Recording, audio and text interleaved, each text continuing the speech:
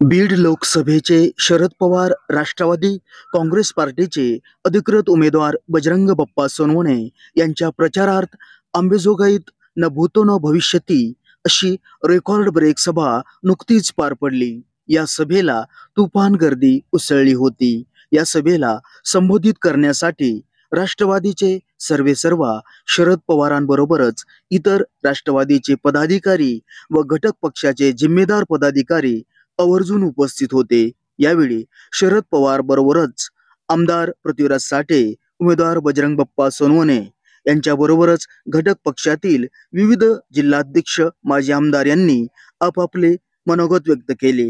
या विराट सभेचे अफलातून नियोजन करणाऱ्या माजी आमदार पृथ्वीराज साठे व तालुकाध्यक्ष अमरभैया देशमुख यांचे यावेळी शरद पवार साहेबांनी तोंड भरून कौतुक केले।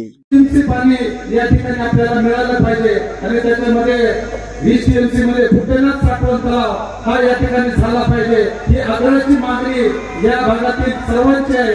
त्यासोबत केज मतदारसंघातले जे काही छोटे छोटे सिंचनाचे प्रकल्प आहेत ते या ठिकाणी झाले पाहिजे, जेणेकरून या बीड जिल्ह्यातला जो ऊसतोड मजूर आहे ते इतर स्थलांतर होणार नाही। आणखी एक बाब या सभेच्या माध्यमातून सर्वांना सांगायचं की अंबेजोगाई येथे आशिया खंडातलं ग्रामीण भागातलं स्वामी रामानंद तीर्थ वैद्यकीय महाविद्यालय व रुग्णालय आहे।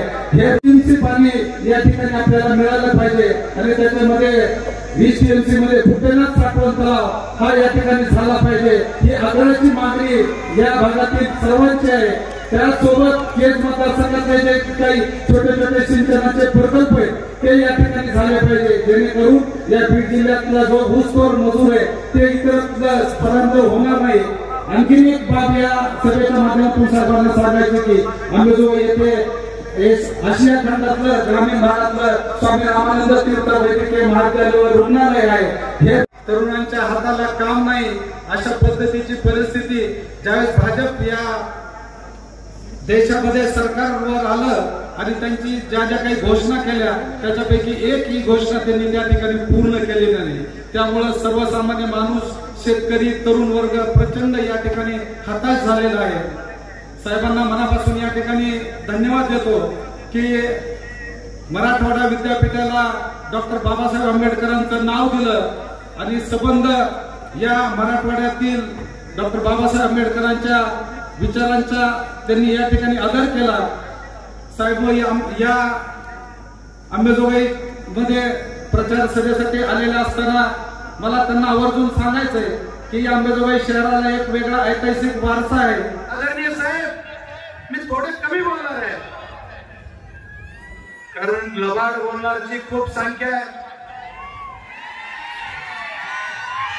कमी बोलणार आहे पण खरं बोलणार आहे। या महाराष्ट्रामध्ये ज्या पद्धतीचं राजकारण झालं, देशात झालं, त्याच्यापेक्षाही घाणेरडं राजकारण या बीड जिल्ह्यात घेत आहे। समोरच्या पार्टीचे लोक स्वतःला खूप मोठे मोठे नेते म्हणून घेतात। माझ्यासारख्या एक सर्वसाधारण घराण्यातल्या शेतकऱ्याच्या पोटी जन्म घेतलेल्या मुलाला आदरणीय पवार साहेबांनी एकदा नाही तर दोनदा दिल्लीच्या सभागृहात जाण्यासाठी लोकसभेची उमेदवारी दिली।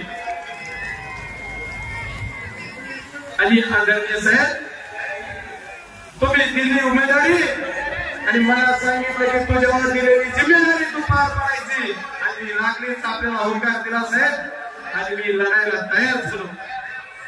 तुमच्या सर्वांच्या आशीर्वादावर या जिल्ह्यातल्या मायबाप शेतकरी मला 2019 मध्ये 5,09,108 लोकांनी मतदान दिलं।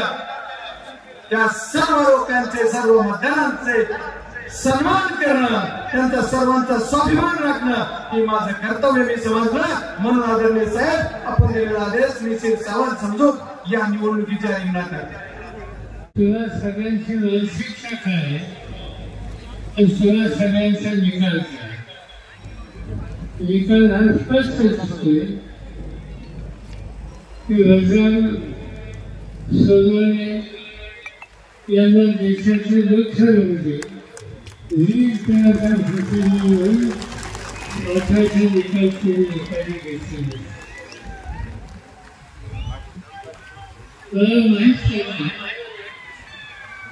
की देशाचे प्रधानमंत्री तिथे येऊन गेले आणि ते महाराष्ट्रात झाड फिरतात अनेक ठिकाणी गेले.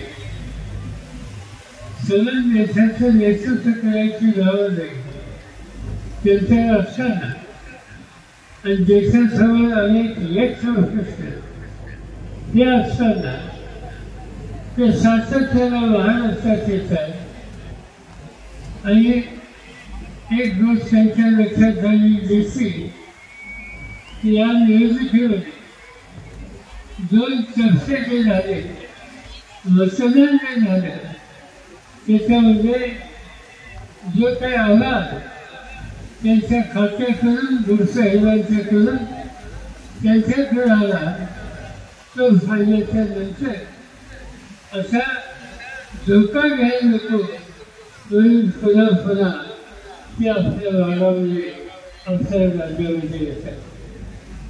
येऊन सांगतात काय प्रधानमंत्री तसे माझी तक्रार नाही पण ते सांगा की 10 वर्ष देशाची सत्ता त्यांच्या हातात होती. या 10 वर्षाचे काय चालूसाठी आणि असा इशूच्या काळामध्ये नक्की काय करणार हे त्यांनी सांगावं. पण त्याच्या सगळ्या संधी दोन ते नंतर विकासाच्या संबंधी होतात. 10 नंतर आम्हा लोकांच्या टीका करण्याच्यासाठी होतात. आणखी भाषाचिंतन अन्य काही गोष्टीच्या संबंधी त्याच्यामध्ये असत्यावर आधारित अनेक गोष्टी असतात. गावाचं मंदिर बांधलं आहे तर या देशात लोकांना आनंद आहे लोक राहून भक्त असतात आणि त्यामुळे मंदिर झालं असेल तर त्याचा आनंद आहे. पण या मंदिराला पैसे कोणी दिले त्याला देणग्या कोणी दिल्या या देशाच्या कानात बसायचं लोकांनी उत्तराची रक्कम ही या कामाच्यासाठी दिली त्यामधून हे मंदिर वर आलं आणि याचा आनंद देशाच्या अनेक लोकांना आहे. मोदी साहेब किसन सांगतात की आम्हाला चिंता आहे की आम्ही इंडिया पळलेलो महाराष्ट्राच्या सागराने आलेलो उद्या त्याला या मंदिराच्या संबंधी बंद भागाचा निर्णय हा घेतलीचा काय PCCचा आम्हाला पाहिजे हे ते सांगतात. तुम्ही सांगा या देशामध्ये या राज्यामध्ये कुठे एखादं मंदिर चांगलं बांधलं तुम्ही गावाचे लोक पूजा अर्चा करतील त्याचं स्वागत करतील. मंदिर तुम्ही बंद कधी केलं कधी केल्याचा अनुभव असला असतात पण नाही त्या गोष्टी